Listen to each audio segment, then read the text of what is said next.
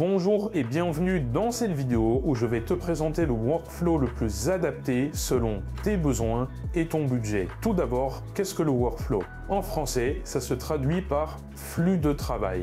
Si on le retranscrit pour les VFX, ça s'apparenterait aux différents logiciels utilisés afin de réaliser un plan. Ce processus est en étroite collaboration avec le pipeline qui est la communication entre les différents logiciels. Par exemple, vous faites un rendu 3D et celui-ci sera directement et automatiquement récupéré dans votre logiciel de compositing. À mon sens, il n'existe pas de meilleur logiciel que d'autres, mais certains plus adaptés. Commençons par un workflow très simple et entièrement gratuit. Blender pour la 3D et Natron pour le compositing. Dans Blender, vous allez pouvoir faire le modeling, le texturing, les FX, le rigging, l'animation et même le tracking. Dans Natron, vous allez pouvoir utiliser votre rendu 3D de Blender pour pouvoir faire le compositing. Même s'il est possible de le faire dans Blender, franchement, la partie compositing de Blender, elle est un petit peu à revoir. Donc, je vous suggère plutôt d'utiliser Natron, car ces deux logiciels sont gratuits et open source, et à mon sens, c'est le meilleur duo pour débuter, et même en tant que freelance, vous n'avez aucune limitation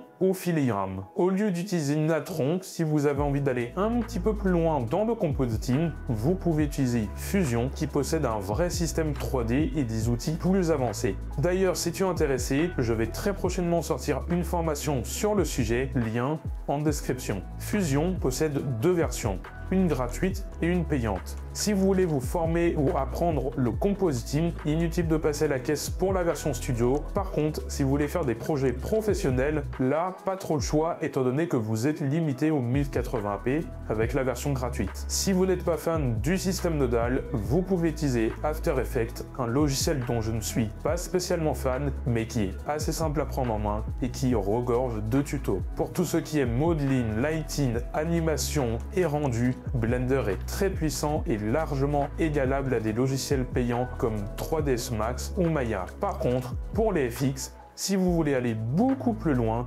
vous pouvez opter pour Houdini, qui est un mastodonte de l'industrie et très apprécié par ses utilisateurs. Si vous en avez l'utilité, vous pouvez l'ajouter à votre pipeline, à savoir que ce logiciel est difficile à prendre en main et il n'existe pas énormément de tutos. Si vous avez envie d'aller encore plus loin dans le compositing, vous pouvez utiliser le logiciel Nuke. Il est assez similaire dans sa manière de fonctionner que Fusion.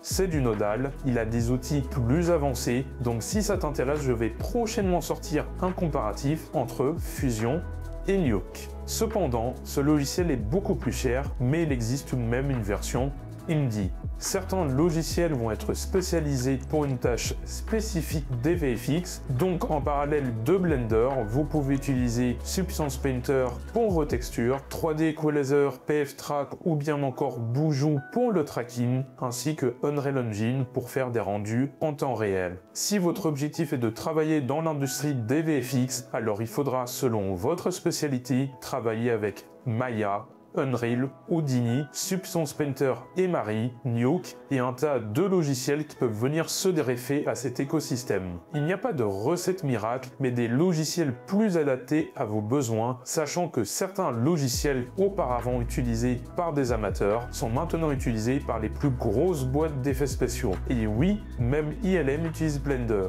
Le plus important est d'apprendre des connaissances transversales qui vous permettra facilement de switcher d'un logiciel à l'autre. Le but d'un logiciel est d'être au service de l'image et non l'inverse. En plus des logiciels, vous pouvez implémenter certaines plateformes comme Polyhaven pour les HDRI, Texture.com pour vos textures, TurboSquid pour vos modèles 3D et Action VFX pour les stock shots. J'espère que cette vidéo t'aura éclairé. N'hésite pas à t'abonner pour suivre des vidéos relatives au VFX et je te dis à la prochaine.